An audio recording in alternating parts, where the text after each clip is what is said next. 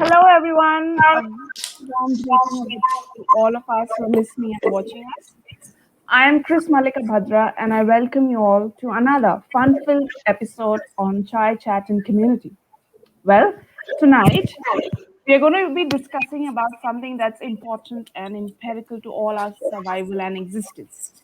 We live in a multicultural society, but then how does culture shape us and affect our mindsets? How does it shape the presence, and how does the presence of a common language influence the millennials? Let's find out tonight. Joining me to talk about on this conversation are two wonderful people I know, Miss Hithajanee and Palasree Roy. A little bit of intro about both of them before I formally say hi and welcome to both of them. Hithajanee is the founder of Bindas Bollywood Dance Company, a Bollywood dance school that focuses on classes, performances, and regular charity events for local and global causes. Palasree Roy is an alumna of a pioneer institution of Ravindra Sangeet in India. Currently based in Sydney, she is a full time music practitioner and instructor.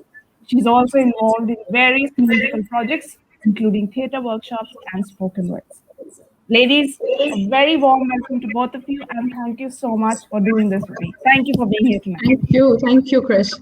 Thank you for having us. Yes. Oh, thanks. All right, let's get rolling with the conversation. So, I guess the first question I have is for Palasree. Palasree, so in the world of music, how do you think the present and the future generations relate to culture? Okay. So when we talk about music and culture, so let's just figure out what culture is actually, right? So, culture, we see culture as an integral part of each ethnicity, right? And in order to draw an outline or a picture of your ethnicity, you need culture, right? And we also have to express the different facets of our culture. And how do we do that? Of our language, sorry. And how do we do that? We do that with the art, religion, the different knowledge that we have, the beliefs that we have, right? And the customs, right? Now, culture is about how people's mental constructs guide their lives. Or in simple terms, we can say that, culture is the blueprint of our ethnicity, right? And two most important things in culture is language and music. I wouldn't say two most important. One of the most important thing is language, and music is an integral part of, culture. Now, why do I bring in language and music together? Because obviously we know that music is about the 12 notes and there are different compositions, but most of all, music is about expression, right? And when we talk about expression, you cannot deny the language. I mean, language is the means with which you seamlessly express yourself, right? Yeah. And so, I feel that music, language, and culture, these three things are so interconnected and so intricately woven together that you cannot, separate one from the other, right? Now comes music. Now, when we talk about music and the relatability of the culture in it, some of the first communication that we give and receive in our life is, through music. Like, mothers play music and sing to their children right in their womb, and maybe that's why we say that the world's most famous and, the popular language is the language of music. You want to learn the culture of any particular ethnicity, you just need to listen to their music because their music captures what was going on culturally at that period of the time, right? And like a time capsule, it just captures all the information in the music, right? And you want to know about the different celebrations or the different traditions of the culture. Again, just sit down and listen to their music because it's how we celebrate. We celebrate everything through music. Like we can say that pretty much every moment that we celebrate in our lives is tied to music, right? Now definitely the musical trends that we have tend to be a little regional or even generational too. But there is something so powerful about the different music genres and how they shape our cultural identity, while also maintaining a solidarity, amongst the decades, the age groups, and even countries for that matter. Yeah, Even today, you can sit with your mother and maybe you both can enjoy the same kind of music. You might not enjoy the same kind of conversation, but you can still enjoy the same kind of music you know agree. so I just feel that globalization is again where music is going, because there are few things that we share around the world across cultures, traditions and religions, but music is a beautiful commonality that we have and that we love and appreciate you know across Times the and world. culture. Yes, Yes, yeah. yes, right, yes. So that's why I feel that globalization is where the music is going. Although today's generation somewhere is failing to preserve the, what do you say, the art form in its most Puritan form. But Mm, I can vouch on it that today's generation is much more cross culturally aware than okay. what we were in. Yeah. So for example, yeah, so a lot of like fusions are coming Mm, in but then again, that is actually forming a different kind of culture altogether as well, right? mm, So, mm. and another factor why we are again going into so much experimentations and fusions and all of these things is because anything in its purest form, they require rigorous learning and Mm. also a lot of training, right, in order to appreciate that form of art. And in today's fast moving world of this cutthroat competition, we are hardly left with much time to dedicate such demanding hours into your art. So maybe that's why we try and look for a quick fix, but some Yeah. quality quick fix. But again, some quality quick fix, right? So at the same time, when we say that again, but at the same time, when I'm saying that a lot of time is required for all of these things, there are also some musicians from our generations who are actually holding the torch to some really traditional music and really holding up to the Puritan form of it as well. So there is a Mm. mix and match that's going around here now in today's world, and I guess that's how even the future is. I mean, the future Mm. generation is also going to approach it. Yeah. Yeah. One thing, the last thing that I would want to add is that, I remember Koshiki Chakraborty had said once that, we are trained in culture, right? I mean, culture is a motion, is a liquid motion where we are Mm. trained in, but at the same time, we're also contributing to it. So I guess everybody will be contributing in their own, small One way ways. or the other. Yeah. Yeah, So right, you raise a good point about fusion culture that's coming up. We have right, seen a lot. right. We are going through it. I'll come back to it later in our next Sure. set of questions. But moving on to Hithajanee first. Hithajanee, as Palasree talks about her world of music, now let's come back to Mhm. your world of dance. So you have your own dance school, right? So in Yes. that culture, in dance or performing arts culture, do you really think that culture or presence of culture leaves an impact on performing arts and the way today's generation receives that training? What is your observation around that? I think it definitely 100% leaves an imprint on of the culture of whoever's learning, whether it's the younger generation or more mature aged people. I think exactly as Palashri mentioned, like music is one of the fundamental things that connects people together. And we wouldn't have dance if it wasn't for music. So, we have to pay respect to people who contribute to that world of music because it does really connect people together in terms of you can identify various different cultures through music, as she said. So hats off to everything you said. I completely agree with you as well. But in terms of dance, I think through our movement, you can also express so much, whether it's like to instrumental pieces or vocal, lyrical, sometimes even without music, even if it's just to silence. So there is definitely, in terms of dance, a huge connection to culture because I think there's a lot of storytelling, especially when you take the Southeast Asian cultures, especially countries like India, Nepal, Pakistan, all the surrounding other Southeast Asian countries.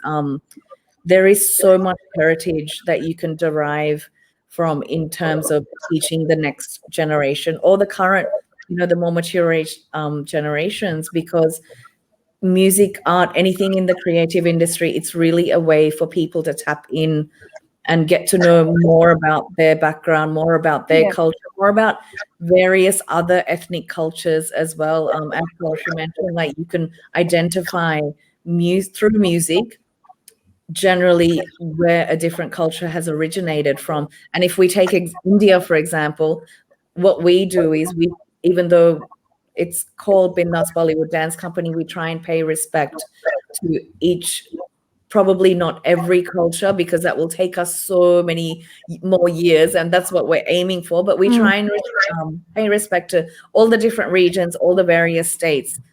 So especially the younger generation of children, they're learning through the movement and the dance forms about the various states and their cultural traditions and their folk dance and their traditional dance as well. We do lots of fusion as well. That way they stay engaged, but we make sure to give them references to, this is another teacher that you can learn from, where you can go back to the roots and they Yes. will go in depth as well, and then you can come to us as well and then work it together, so that way you're getting more knowledge of the culture. And I think also it's through the dance and how it connects to the culture, a lot of, especially the younger generation, it's a way for them to tap in and learn about the culture, especially if they're growing up in Western countries and they're not getting taught that at schools, or if they don't have many family members or family friends and other community connections here where they can learn that from. So through the art of storytelling, through movement or music, in Palasree's case, it's very easy to teach the younger generation that, so they can carry that information forward. And it is engaging for them as well, because they've got so many different avenues to learn from. But I think it's also, they get to learn about the different cultures. Say, for example, within India, if a child has a background and their parents are from, say, Punjab or Tamil Nadu, they will get to learn about the music from the Northeast, or the music from Gujarat, or the music from Andhra. So, and through that, we also teach them a little bit about the culture. So that means, all our teachers have to be very well informed as well. But at the same time, I found that it is a good way for children to have that sense of belonging and be Yes. around like-minded meaning, like, I'll give you a quick example. When I grew up in a very non-multicultural Australia, so for the first, I'd say, 7 years that I was here, I was born in Sri Lanka, but my sister and I were the only South Asians in that school. And there was one other boy from I think he was from Kenya. And apart from that, it wasn't a very multicultural school. So we felt like there was nowhere we could go, I mean, apart from our own homes, where we could actually speak in our Connect. language and learn more about our culture, apart from our parents and our relatives who lived overseas. So it is really definitely great that there are so many music teachers and dance teachers here that can help children to tap into their culture and stay focused. And also, by learning about other cultural diverse groups, you're breaking boundaries of racism. You're learning about other cultures, you're breaking those political and racial boundaries. So you're creating a more accepting and kind world, which is probably the fundamentals of most cultures anyway. So it's good. Fair point. Fair point. Both of you raised very fair points, but I'll come back to what Palasree mentioned a few minutes ago. She said that we are giving a rise to fusion culture. We are seeing more Yeah. and more of fusion culture. So when we talk about fusion culture, do we think that it's somewhere creating a gap as well in between what our previous generations used to view culture as and what we and our next generation might view culture as? Do you think there's this gap which is getting rampant, Yeah. or do you think it acts as a bridging way to kind of club these two things together? I'll start with you, Palasree, first, and then I'll move on to Yeah, sure. So there's a very good question that you raised, actually. So what I feel is that, if we have diligence towards, when it's not just one thing that's working, right? There are two, three things taken together, and then you fuse it, right? if you have done due diligence in all of the components that you're working with, suppose you are working with Rabindra Sangeet as well as you're working with Hindustani classical, right? And you have done your due diligence in Rabindra Sangeet as well as in Hindustani classical, and then you're trying to club the both and getting into a fusion, then it makes sense. Then actually you're trying to bring in something new and you're trying to experiment and trying to learn something new out of it. But you know half of this, you know half of this, and just to get something, quickly fixed, you get into something and then you just produce something which is neither making sense to you nor to the public, then it's not going anywhere. So anything that you do, if you have proper study into it, if you have done proper study into it, if you know the nuances of it, it's only then that you can appreciate both the the subjects equally, and then bring out the best out of both, and try and form something that's beautiful. Otherwise Yeah, it's going nowhere. fair point. Hithajanee, what are your thoughts on it? No, I agree with Palasree. And I would say you need to be well educated in whatever you're fusing. It doesn't mean that you need to go and do another degree on it. It can be you do sufficient research, and research meaning that you're not just reading, you're talking to people who are experts in that art form or that craft or whatever talent it is.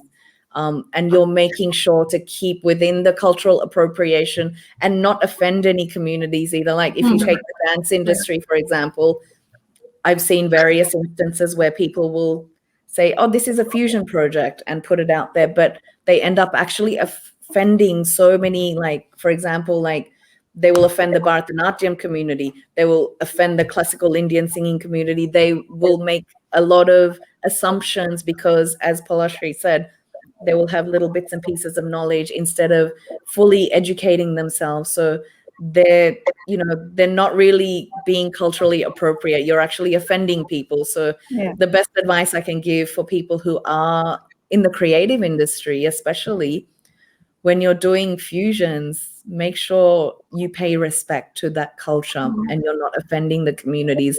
And don't never be afraid to ask, is this, show them and say, is this offensive to your culture? And make sure you're asking someone who is has expertise knowledge. Yeah. Just to be Yeah. safe. Yeah.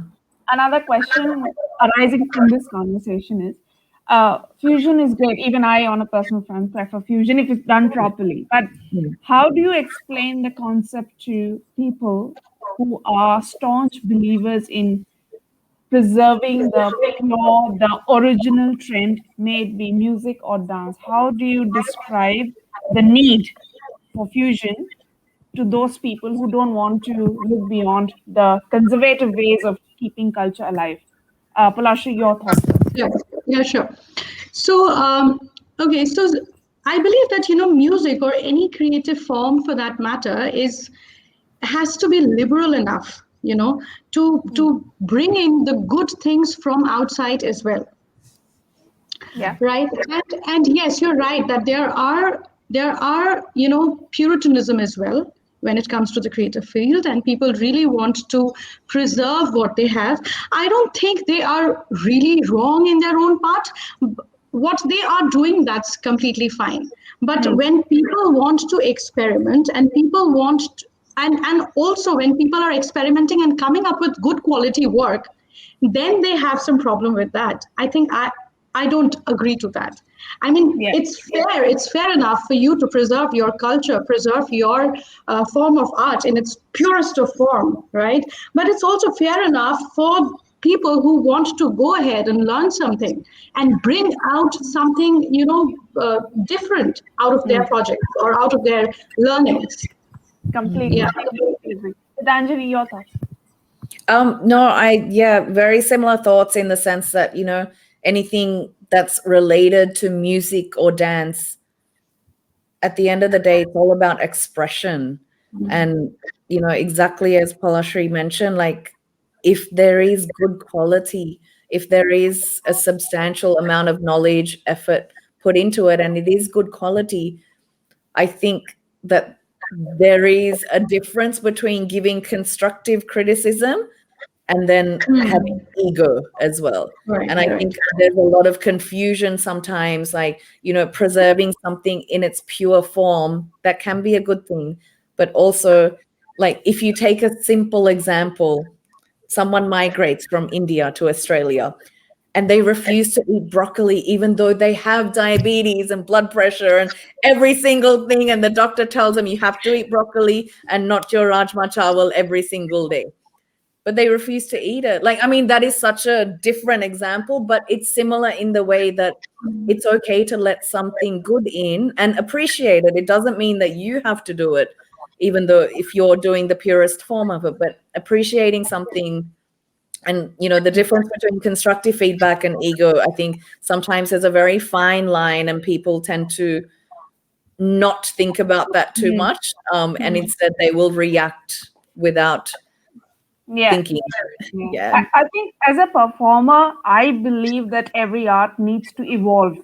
Mm. Right. From one step to the other, we need to keep evolving. We need to keep thinking what more uniqueness can we bring into the art Yes. without disrupting the art. Like Yeah. I'll tell you guys a very quick example. There's this father-daughter duo. The father is no more. They're experts in their own ways in playing the sitar. So more often than not, the daughter is being compared with the father. Why? Because the father used to play the sitar with, I mean, technique in, how do I put it? Tabla and the other things that we've always been used to seeing sitar being accompanied with. But the Yeah. daughter uses other instruments and she creates different symphonies, and that is why she's all the time being compared.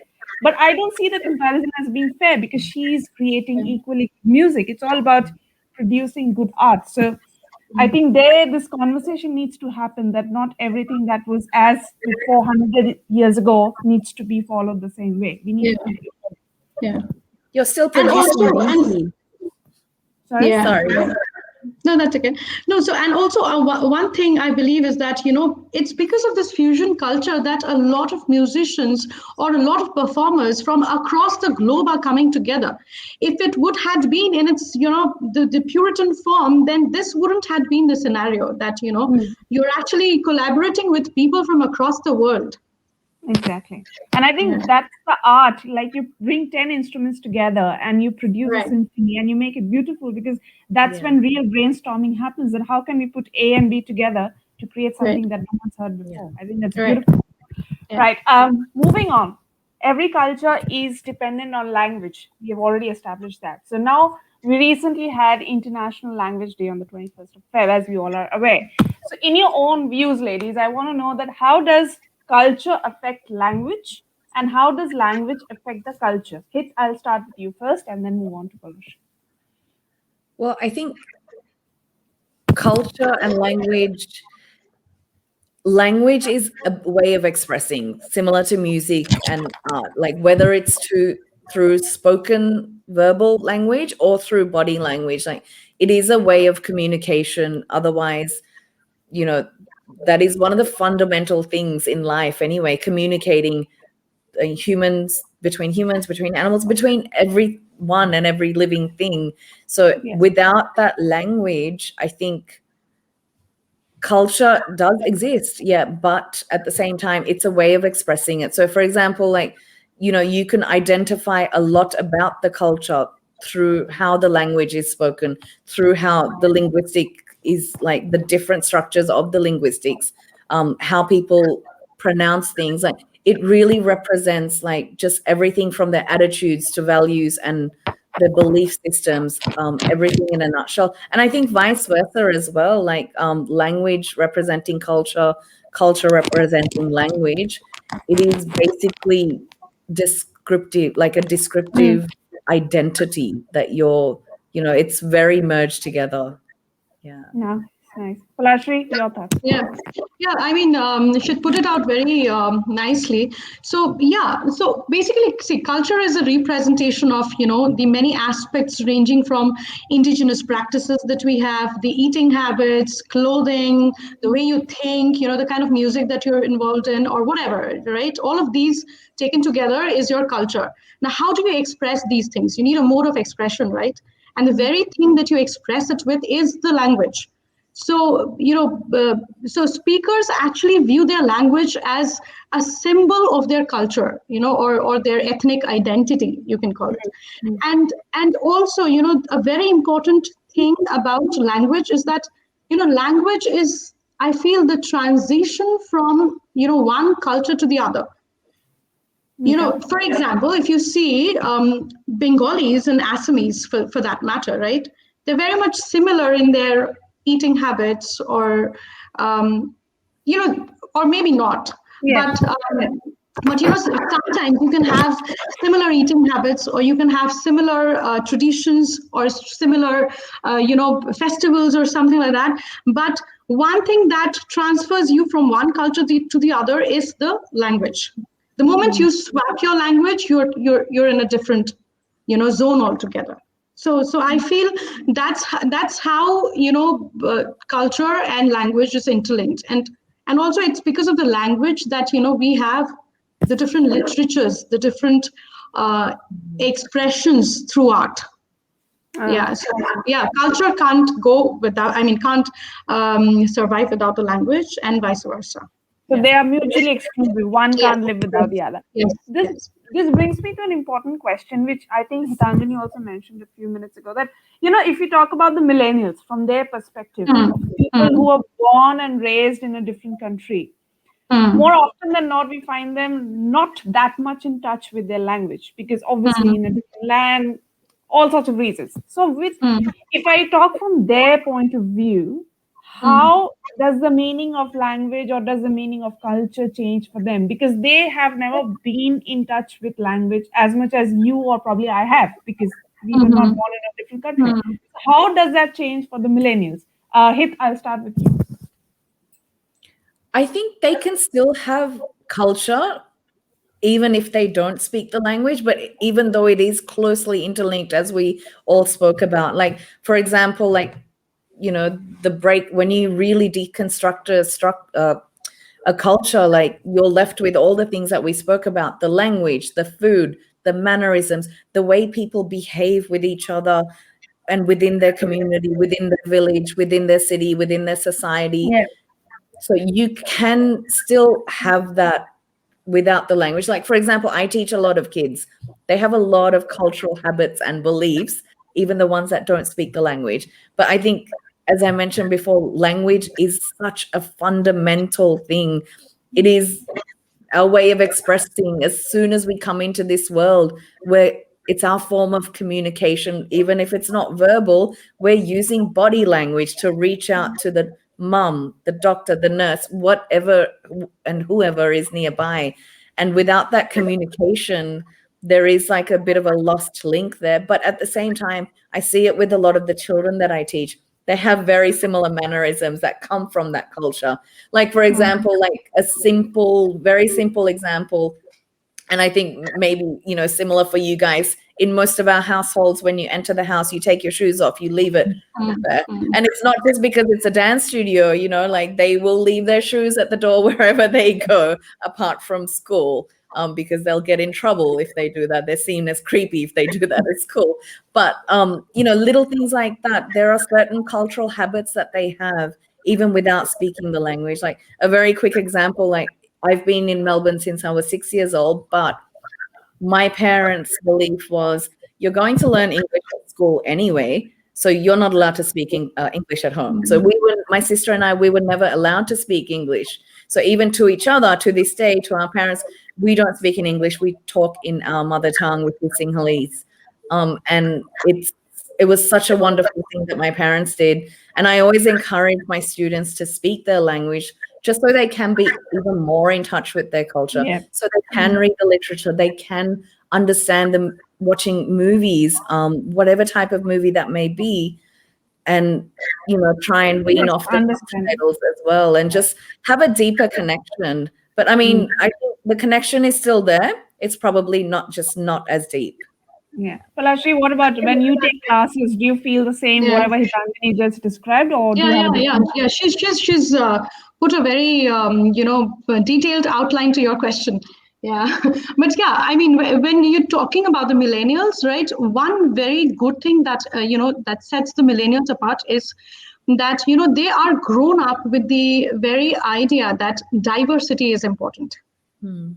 So one thing that's very good is that they have this very sense of acceptance, and they really can adapt to different cultures, or they are eager to learn about the different ethnicities, the different cultures. That's one very very good sign that I see. Okay, and also I feel that, yeah, what she's saying is right. I mean, everything starts at home. So there are some sets of people who are like completely into that. No, okay, my kids should learn English because of the whole westernization and stuff.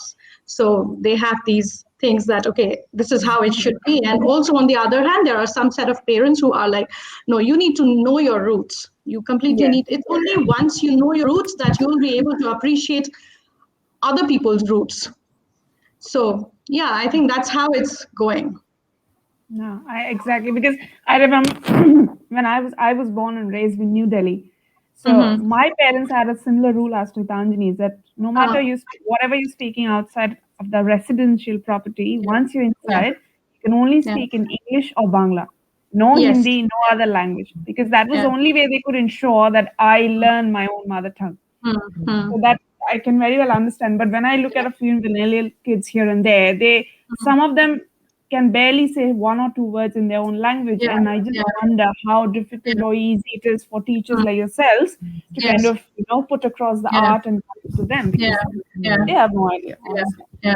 The same as with me, because I am like born and brought up in Sikkim, where the local language is Nepali.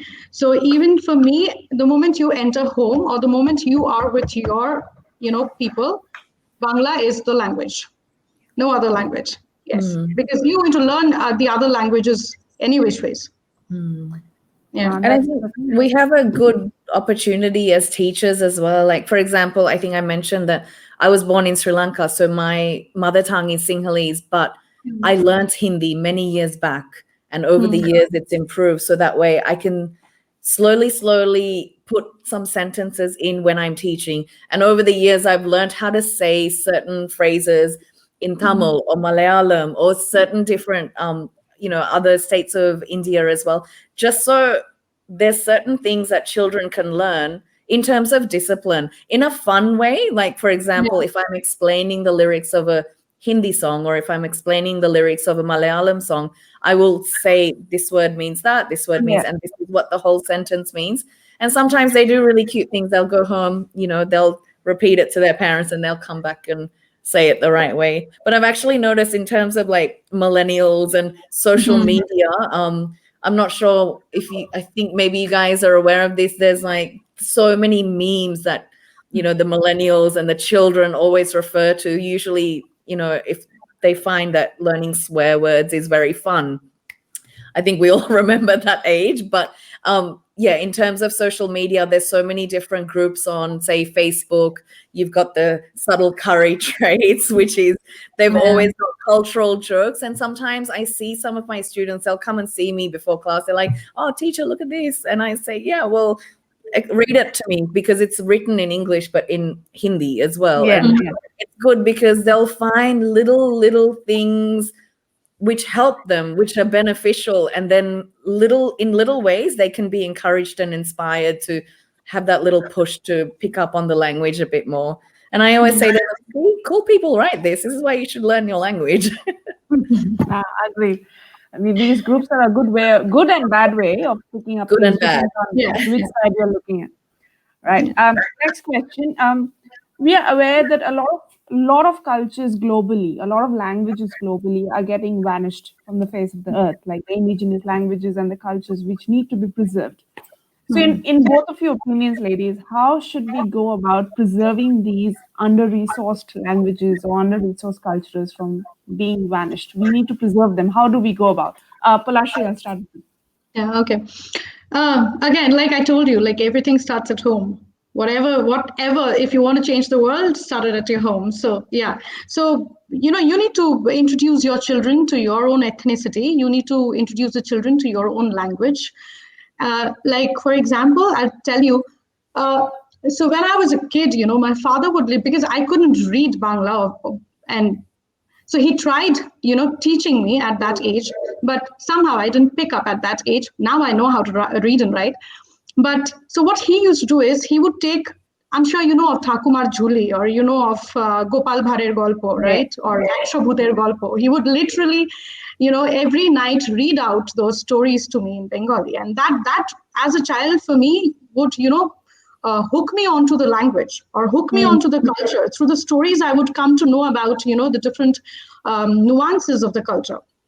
So I think that's a great way to introduce your children to your ethnicity, right? And then again, there are many actually, like you can introduce them to the music, and obviously,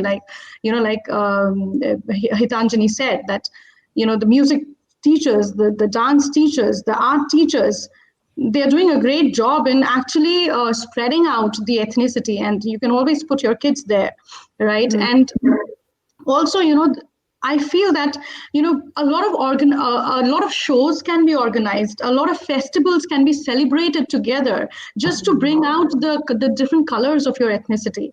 So all of these things, and also I feel that, also on the political level or on the state level, I mean, funds can be procured, or the system can run in a way where you put out activities, cultural activities throughout the years, so that people don't miss out on their ethnicities. Yeah, yeah. So that awareness needs to be there in Yes, all sides of things. yes, Gitanjali, yes. your thoughts?